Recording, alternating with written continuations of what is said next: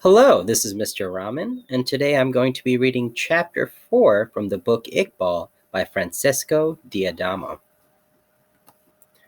For more than a month after Iqbal's arrival, nothing new happened. The heat got worse and worse, and we worked harder and harder. Hussein Khan moved nervously around the workshop, distributing threats and promises, oily caresses and slaps, all the while wringing his hands and invoking the name of Allah and the Prophet in vain. We old-timers knew only too well that he was expecting a visit from clients, probably foreigners. Our master was worried that the carpets we were making wouldn't be beautiful or perfect enough to satisfy these illustrious customers. He tried endearments, my little ones, little doves, and even my beloved children. He reminded us that he had freed us from a life of hunger and hardship. He begged us not to ruin him, because his ruin would be ours. And then he threatened us with the most horrible punishments. And indeed, when the clients were about to arrive, it was easy to end up in the tomb for the slightest mistake. When we stopped working at sunset, we were exhausted. Our fingers bled from all the cuts the threads made. Karim was the one who feared Hussein Khan's anger the most. If he was kicked out, what could he do? With no home or family to go to, he'd end up alone in some corner of the souk. So during the day, if we dared raise our heads for a second, we were victim to Karim's angry outbursts and his threats to tell on us. At night, however, he would take pity on our tears and our tortured hands.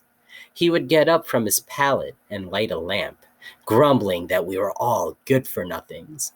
But then he'd give us some ointment for our wounds. Even if many of us were punished because Karim told on us, I have to say that he wasn't so bad. We all knew his story. He had been sold to Hussein Khan when he was little more than 7, and since then, Khan's house had become his house too. I think that Karim was a little fond of Hussein Khan, even though he, too, had slaved and suffered like the rest of us. Now that he was so big, and therefore useless for working on the loom, he was afraid he'd be thrown away like an old, outgrown pair of shoes. We hated him when we got us punished, but we also understood that his destiny might be ours one day, though we didn't think much about the future. The only one who remained untouched by Hussein's storm of threats was Iqbal. He was rarely corrected, and Hussein didn't try false, oily caresses either. He usually just passed Iqbal's loom, checking on the work without saying anything. Iqbal ignored Hussein. He didn't let his attention wander from his work. He didn't cry, he didn't whine, he didn't even make faces or gestures behind Hussein's back. See, chaining's tamed him, sneered one of the boys. No, no, said another. He wants to become the master's pet. I knew that these things weren't true, but Iqbal paid no attention to the comments. Since we shared the same fate and the same kind of life, you'd think we children would feel united. But instead, we quarreled and separated into little groups. The big ones always bullied the little ones, as though bullying could change our destiny or make us feel better. Just ignore them, Iqbal would say. One day, while we were trying to catch our breath during our lunch break in the courtyard, Karim started to put on a mysterious airs like he was about to tell us some secret of the masters. We have to treat our new friend with respect, he said, pointing to Iqbal. He's special. He's precious. I heard Hussein Khan say to another carpet maker. We were all ears. And what's so special about him? Karim waited until he was sure he had everybody's concentrated attention. Then he looked around to make sure that Hussein or his wife couldn't hear, shrugged his shoulders, spat in the dust, lowered his voice and whispered, "The rug, the one he's weaving, isn't like all the others. No, it's a blue Bukhara. Ever heard of them? Only 2 are made each year, maybe even 3. Hussein said so. I heard him with these very ears. A carpet like that is worth a lot of money, and not just anybody can make one. You need an artist for a carpet like that." Here he stopped and spat in the dust again. "Our friend here is an artist. Who'd have ever thought it, eh?" All eyes turned to Iqbal. "Is that true?" we asked. Iqbal was as red as a chili pepper. "I don't know," he muttered. "Of course he knows," Kareem went on. "He's already made one. Hussein said so. He said it." "Is it true? Is it true?" we asked him again. "I had 3 masters before Hussein Khan," Iqbal answered. "And yes, for one of them, I made a carpet like that." "And how did you do it?" "I don't know. I just copied the design they gave me." We sat there in silence for a few minutes.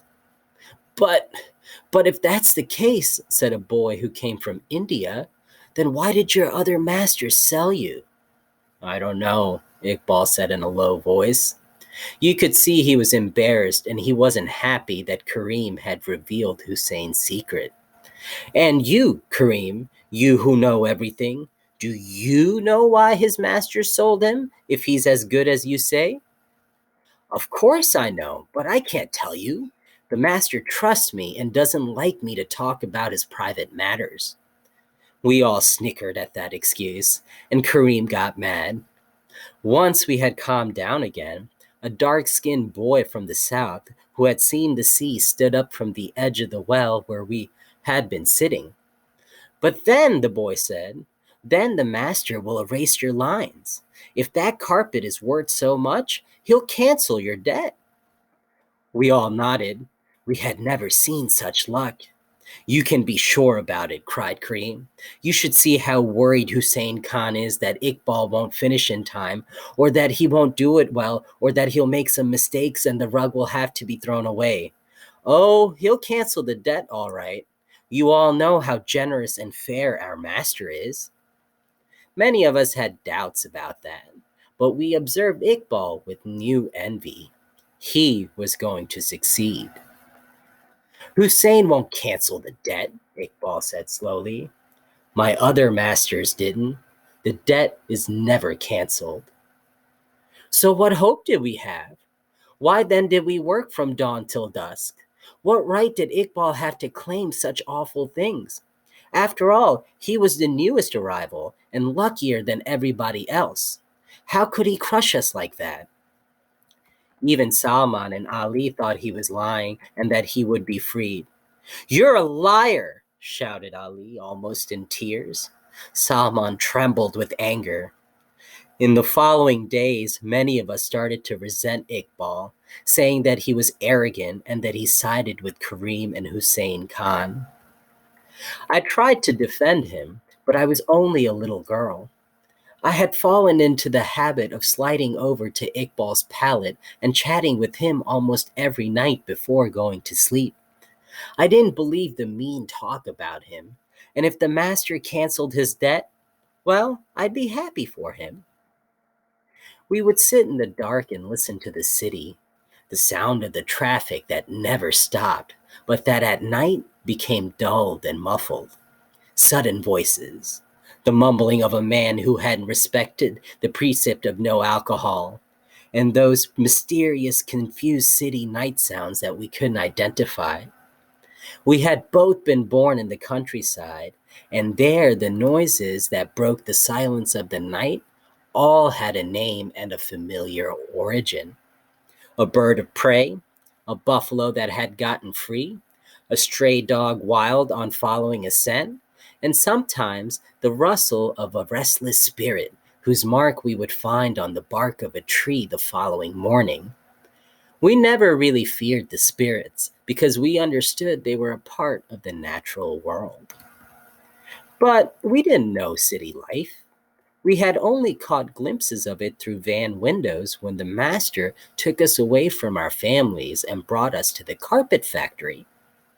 I remembered people running from one place to another, more people than I had ever seen before, and they all looked like they didn't really know where they were going. Iqbal could remember more about cities because he had changed masters.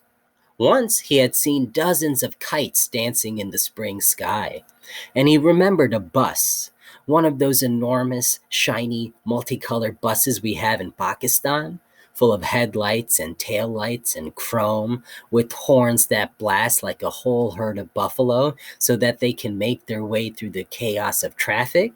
It had been the first time he had seen one. Me? Said Iqbal. I'd like to get one of those buses and sit down next to a window and go all around the city, twice even, to see where all those people are running to. No, no, I said. It'd be more fun to go to the cinema and see one of those love stories Kareem tells us about. There are even big, bright posters with the stories and pictures of the actors all over the city. Some of them are so famous that people recognize them on the street. Actors don't walk around in the streets. What do you know about it? Some do. Sometimes we talked about our families, what we still recalled about them, or even what we had already forgotten and would never remember again. I had no recollection of my father, and only a faded image of my mother, but Iqbal could remember everything. He remembered his relatives and his village. He even remembered exactly where things were placed in the hut he lived in. He described to me how his father always got up before dawn to go down to the stream to wash and then walk toward the stable with his hair still wet. Iqbal confessed that he went over his memories one by one every night before he went to sleep so he wouldn't forget them. What do you do with them? I asked. They help me, he answered. To do what? To get away from here. I didn't want to embarrass him, so I didn't mention the idea of escaping to him again. I thought he had said it to impress me, or that maybe it made him feel better to pretend it was possible. There's nothing wrong with Iqbal believing we'll be free someday, I thought. And I also thought, if we only could. But to escape meant having a place to escape to.